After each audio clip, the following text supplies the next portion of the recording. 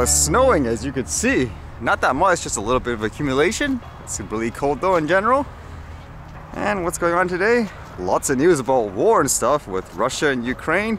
But how about we start with this one first? This one here says, world's first hydraulic drone promises 6-hour non-stop flights over 500 miles.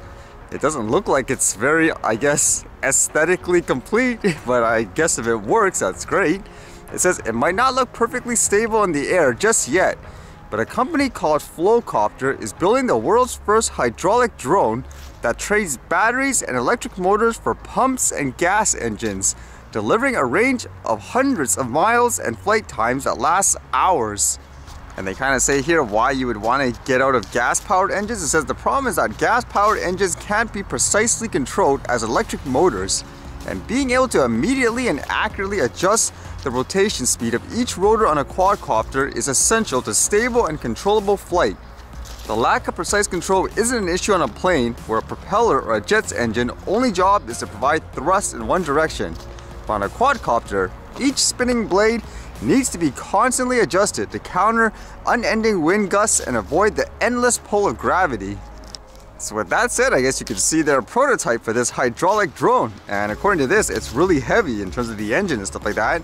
It says Flowcopter has been working on functional prototypes of its hydraulic powered drone, and while test flights show a drone still dependent on safety tethers, that's not quite ready to haul cargo just yet. It's an impressive proof of concept, and one that will improve as more advanced building materials are incorporated into the overall design. Either way, it's good to see the innovation, I suppose. And with that, all that news about Ukraine and Russia, it seems like even with this, a lot of it has to do with information, because depending again on what you read, one side would be claiming they're doing really well, the other side would say, nope, they're not telling the truth and so forth. Regardless, people are dying, unfortunately. You can see Ukraine's post here. It says, make no mistake, Ukrainians will prevail. We fought against the Russian and Soviet empires in the past, and always, freedom and democracy won the day. We need your support now. Support the Ukrainian army and economy. Although a lot of the updates don't sound very, I guess, promising, because this one here says, Russian troops have captured the Chernobyl nuclear plant, Ukrainian official says. Does that mean people are going to start firing nuclear weapons at each other? That would be the crazy thing. There's no winners there at all, you would imagine. And apparently I was reading how back in, for example, in areas of Russia, the media would be portraying it as if it's, for example, a peaceful, if that's the right way to say it, like takeover, getting rid of weapons. But you can see, I guess for a lot of their citizens, they're actually protesting, and there's various pictures and stuff of that. And they were saying there how protesting is a huge deal because people would be immediately arrested, I guess, just based on whatever laws and stuff there are there. It makes you wonder what will happen now with all this fighting. I know they said things such as sanctions are being imposed on Russia, but I was hearing from the perspective of how it won't do any good because they've been planning this for so many years. You can take this or that away from them, they can still function and they will not give up in terms of their plan. That's kind of scary in that sense. It just doesn't look good for Ukraine just based on the news I'm reading. And one thing that kept popping up frequently is how they're saying Russia has so many things such as the hypersonic missiles. They're saying you can't really detect it, so that's basically giving them a huge advantage. And if that wasn't enough, now because of this, people are kind of worried that China's gonna go after Taiwan, take advantage of the opportunity while the world is distracted. So can you imagine that? If we have like another war of sort, so to speak, breaking out, this will be a true World War III if so. To my understanding, the tricky thing is, if let's just say everyone declares war on Russia and so forth, you better expect people are going to start launching nuclear missiles and all that. You don't want that to happen.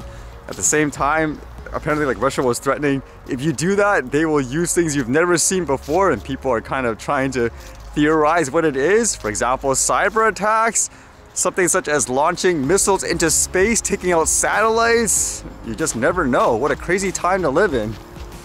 Kind of makes you think too, like here there are so many people who spend so much time and energy taking people's rights away, flying like a toy drone and all that, whereas here you have other countries focusing on building things like their military. And what are you gonna do now when something like this happens, for example?